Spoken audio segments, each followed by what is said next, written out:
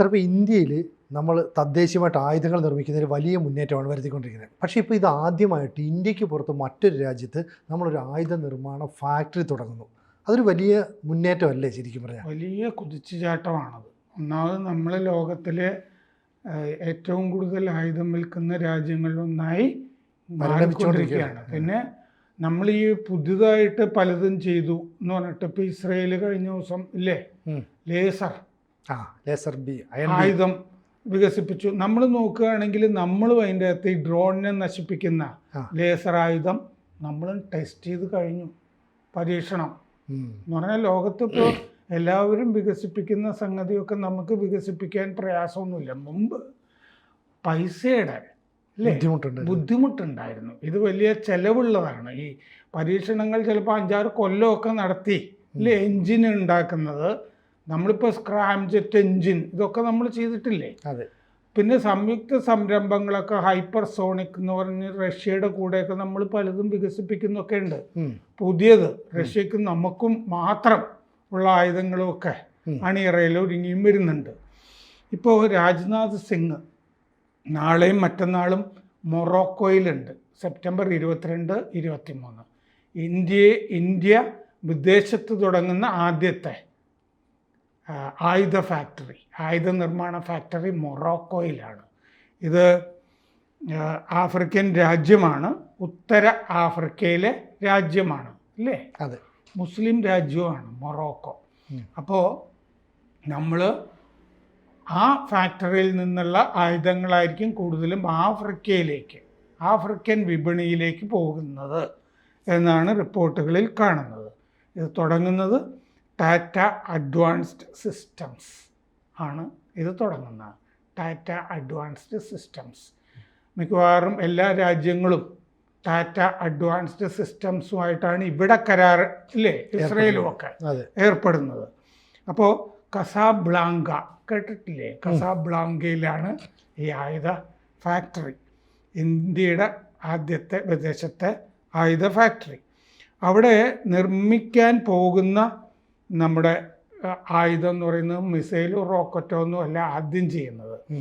ഇത് wheeled armed platform വാപ്പ് 8x8 എന്ന് പറയുന്നത് ഉഭയവാഹനം, കവചിത വാഹനം, വെള്ളത്തിലും കരയിലുമൊക്കെ സഞ്ചരിക്കുന്ന കവചിത വാഹനം, ടാങ്ക് പോലിരിക്കുന്ന വാഹനമാണ്. കാലാൾപ്പടയ്ക്ക് ഉപയോഗിക്കാനുള്ള, പട്ടാളത്തിന് ഉപയോഗിക്കാനുള്ള ഉഭയ വാഹനമാണ് അവിടെ ഉണ്ടാക്കുന്നത്. അപ്പോൾ ഇത് കാസാബ്ലാങ്കയിലെ ബെറച്ചിദ് എന്ന് പറഞ്ഞ ഗ്രാമത്തിലാണ് ഈ ഫാക്ടറി ഉദ്ഘാടനം ചെയ്യുന്നത് രാജ്നാഥ് സിംഗ്. 2 ദിവസം രാജ്നാഥ് സിംഗ് അവിടെ ഉണ്ടാവും.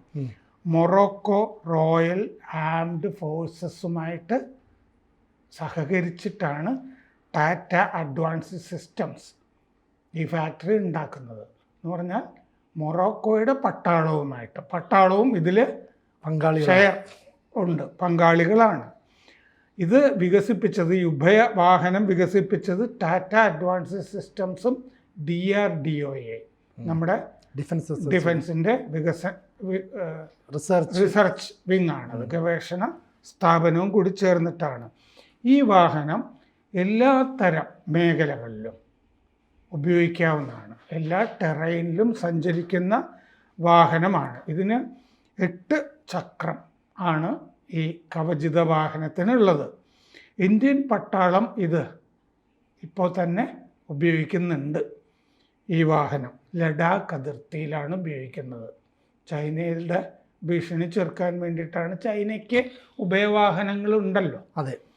അപ്പോൾ 2024 സെപ്റ്റംബറിലാണ് മൊറോക്കോയുമായിട്ട് നമ്മൾ കരാർ ഒപ്പുവെച്ചത്. ആത്മനിർഭർ ഭാരത് ആ പദ്ധതിയുടെ ഭാഗമായിട്ടാണ്. ഈ മൊറോക്കോയിലെ ഫാക്ടറിയിൽ ഒരു വർഷം 100 വാഹനം നിർമ്മിക്കും. 100 വാഹനം 350 പേർക്കാണ് ജോലി കൊടുക്കുന്നത്. ഇതിൻ്റെ കൂടെ ഇന്ത്യയിലും ഈ വാഹനങ്ങൾ നിർമ്മിക്കുന്നുണ്ട്. മൊറോക്കോയുടെ വ്യവസായ മന്ത്രി റിയാദ് മെസോർ ഈ ടാറ്റ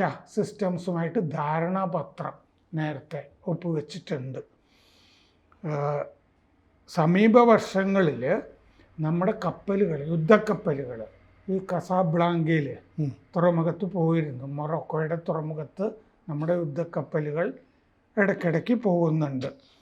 ഈ മൊറോക്കോയുടെ തലസ്ഥാനമായ റബാത്തിൽ ഇന്ത്യൻ സമൂഹത്തിനോട് രാജ്നാഥ് സിംഗ് സംസാരിക്കുകയും ചെയ്യും ഈ 2 ദിവസമുള്ള സമയത്ത്, ഈ പ്രതിരോധ ഫാക്ടറി ഉദ്ഘാടനം ചെയ്ത ശേഷം. ഇന്ത്യ ആഫ്രിക്ക ഈ ഉച്ചകോടി 2026 നടക്കാൻ പോകുന്നുണ്ട്. ഇന്ത്യ ആഫ്രിക്ക ഉച്ചകോടി അടുത്ത കൊല്ലം. അപ്പോൾ അതിനു മുമ്പ് തന്നെ ഈ ഫാക്ടറിയൊക്കെ ശരിയാക്കിയിട്ട് ഉച്ചകോടിയിൽ ആഫ്രിക്കൻ രാജ്യങ്ങളൊക്കെ വരുമല്ലോ. അപ്പോൾ ആ ഉച്ചകോടിയിലും ഈ പ്രതിരോധ സഹകരണമൊക്കെ സംസാരിക്കാൻ സാധ്യതയുണ്ടെന്നാണ് റിപ്പോർട്ടുകൾ പറയുന്നത്. ഗേറ്റ് വേ ടു ആഫ്രിക്ക, അതാണ് മൊറോക്കോയിലെ ഈ ആയുധ ഫാക്ടറി ഉദ്ഘാടനം ചെയ്യുന്നതോടുകൂടി സംഭവിക്കുന്നത്. ആഫ്രിക്കയിലെ രാജ്യങ്ങൾക്കുമൊക്കെ നമ്മൾ വലിയ തോതിൽ ആയുധ വിപണന രംഗത്ത് എത്തിയിരിക്കുന്നു. അതിൻ്റെ ഒരു വിളംബരം ആണ് മൊറോക്കോയിലെ ഫാക്ടറി. ആഫ്രിക്കയിലെ രാജ്യങ്ങൾക്ക് കൂടുതലും ആയുധങ്ങൾ വിൽക്കുന്ന ഒരു രാജ്യം ചൈനയാണ്. അപ്പോൾ നമ്മൾ ചൈനയുമായി ആയുധ വിപണനത്തിലൊരു കോമ്പറ്റീഷനും കൂടി വരുന്നു. 2023 നമ്മൾ മൊറോക്കോയ്ക്ക് 92 എണ്ണം 6 ചക്രത്തിൻ്റെ ട്രക്ക് 92 എണ്ണം വിറ്റിരുന്നു. മൊറോക്കോ നമ്മുടെ ഒരു പ്രധാനപ്പെട്ട ഈ ആയുധം വാങ്ങുന്ന രാജ്യമാണ്. ടാറ്റ തന്നെയാണ് കൊടുത്തത്. 2024 അതിനുശേഷം ടാറ്റയുമായിട്ട് കരാറും വന്നു. LPTA 2445 ഡിഫൻസ് ഡംപ് ട്രക്കുകൾ ആണ് കൊടുത്തിട്ടുള്ളത്. ഈ ട്രക്ക് ഉണ്ടല്ലോ മൊറോക്കോയ്ക്ക് കൊടുത്തിരിക്കുന്നത്, നിർമ്മാണ വസ്തുക്കൾ കയറ്റി കൊണ്ടുപോകാൻ, വെള്ളം കൊണ്ടുപോകാൻ ഒക്കെ ഉള്ള ട്രക്കാണ് ഈ LPTA 2445 ഡിഫൻസ് ഡംപ് ട്രക്ക് എന്ന് പറയുന്നത്. 92 എണ്ണം മൊറോക്കോയ്ക്ക് കഴിഞ്ഞ കൊല്ലം കൊടുത്തിരിക്കുന്നത് ആ ട്രക്കാണ്. ഇപ്പോൾ ഉഭയവാഹനങ്ങൾ ആ രംഗത്തും അതാണ് ആദ്യം ഉണ്ടാക്കുന്നത്. പക്ഷെ ഒരു ആയുധ ഫാക്ടറി ഉണ്ടാക്കുമ്പോൾ അത് ഈ ട്രക്കുകൾ ഉണ്ടാക്കാനും കവചിത വാഹനങ്ങൾ ഉണ്ടാക്കാനും മാത്രമല്ലല്ലോ. ഒരു കവചിത വാഹനം നമ്മൾ ഉണ്ടാക്കുന്നു എന്ന് പറയുമ്പോൾ എന്താണ് അർത്ഥം? ടാങ്ക് ഉണ്ടാക്കും എന്നാണ് ഇതിൻ്റെ അർത്ഥം. അതായത് നമ്മളിപ്പം റഷ്യയുമായിട്ട് സഹകരിച്ച് ടാങ്കുകളൊക്കെ നിർമ്മിക്കുന്ന പദ്ധതിയിലേക്ക് വരുന്നുണ്ടായിരുന്നു. അപ്പോൾ അത് ഇന്ത്യയിൽ വെച്ച് നിർമ്മിക്കുമെന്നാണ് പറഞ്ഞത്. പക്ഷേ ഇപ്പോൾ ഇന്ത്യക്ക് പുറത്ത് നമ്മൾ ഇത്തരം ഒരു ഫാക്ടറി തുടങ്ങുക എന്ന് പറഞ്ഞാൽ നമ്മൾ മറ്റ് കുറേ രാജ്യങ്ങളുമായിട്ടുള്ള ആയുധ കരാറിലേക്ക് പോകുന്നു, അവിടേക്ക് സപ്ലൈ ചെയ്യാനുള്ള എളുപ്പമാർഗ്ഗം അങ്ങനെ കൂടെ ചിന്തിക്കണ്ടേ? അതെ, ആഫ്രിക്കയുമായിട്ടൊക്കെ അടുത്ത് നിൽക്കുന്ന രാജ്യങ്ങളിലേക്കൊക്കെ ഇവിടുന്ന് പോകും. നമ്മൾ ഈ വാഹനം നിർമ്മിക്കുന്നു എന്ന് പറഞ്ഞാൽ സത്യത്തിലർത്ഥം ഇത് ശരിക്കും ഒരു ടാങ്ക് പോലെ തന്നെ ഇരിക്കുന്നതാണ്. വലിയ ടെക്നോളജിയിൽ വലിയ മാറ്റവും ചെറിയ മാറ്റങ്ങളൊക്കെ വരുത്തി ഇത് ടാങ്കായിട്ടും മാറ്റാവുന്നതേ ഉള്ളൂ. അപ്പോൾ അതുകൊണ്ട് നമ്മൾ ഇപ്പൊ പച്ചക്ക് ടാങ്ക് നിർമ്മാണ ഫാക്ടറി എന്ന് പറയില്ല, കവചിത വാഹനം എന്ന് പറയും. ചെറിയ തോതിൽ ഇങ്ങനെ ഒന്ന് ചെയ്യുന്നു വലിയ ധനികര് പറയില്ല. ഞങ്ങളൊരു ചെറിയ തോതിൽ ഒരു 24,000 സ്ക്വയർ ഫീറ്റ് ഉണ്ടാക്കുന്നു എന്ന് പറയുന്ന പോലത്തെ ഒരു പദ്ധതിയാണ് മൊറോക്കോയിൽ ചെയ്യുന്നത്. അപ്പോൾ ലോകം കുറച്ച് പേടിക്കണം അല്ല ഇനി ഇന്ത്യയുടെ ഈ വളർച്ച കണ്ടിട്ട്. അതെ, കൂടുതൽ വാർത്തകളും വിശേഷങ്ങളും നിങ്ങളിലേക്ക് എത്താൻ ABC മലയാളം സബ്സ്ക്രൈബ് ചെയ്യുക, ബെൽ ബട്ടണും അമർത്തുക.